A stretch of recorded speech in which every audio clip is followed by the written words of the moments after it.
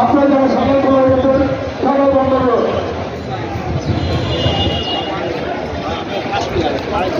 গুজরাট আছে 7.5% ভ্যাট, আমরা মানি না, মানব না।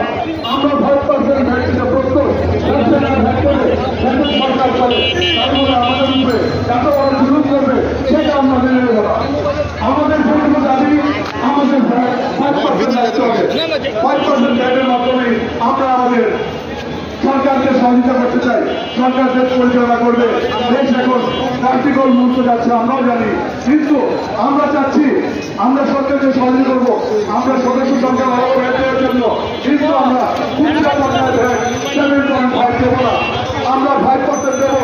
এই দাবি আমাদের সরকারকে, আমরা এই দাবি জানাবার জন্য আমরা সকলেই একসাথে একমত হয়েছি। আমরা এনডিএ গেছি, আমরা পর্দা 3টি মিটিং এনডিএ করেছি। এনডিএ আমাদের মিটিংয়ে আমাদের দেশের কারণে কোনো আন্দোলন প্রকাশ করতে পারেনি।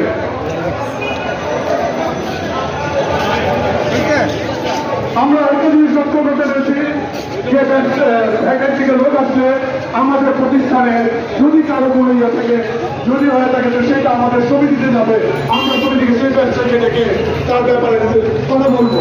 কিন্তু আমরা সত্যি দুঃখজনক একটা জিনিস লক্ষ্য করতে পারছি, ব্যবসায়ী ভেটার লোকেরা ব্যবসায়ী ব্যাংকের দোকান থেকে তাদের কাগজপত্র, তাদের ফাইল, তাদের কম্পিউটার, তাদের ল্যাপটপ এইসব নিয়ে যাচ্ছে।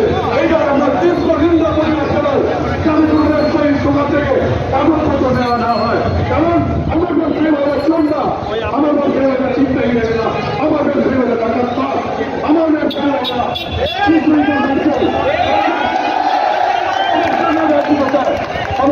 আমরা দেবো। কিন্তু এই ফলে যদি কোনো কাগজপত্র এবং কোনো ফাইল নেওয়া হয়, আমি প্রত্যেকটা এসএসসিকে অনুরোধ করবো 4 থানা পথ করেছে সকল প্রকল্প বন্ধ হয়ে যায়। এইটা আমাদের ঘোষণা, এইটা আমাদের আহ্বান, সিদ্ধান্ত। আমাদের কোনো কাগজপত্র দেওয়া চলবে না। আপনার কোনো সমস্যা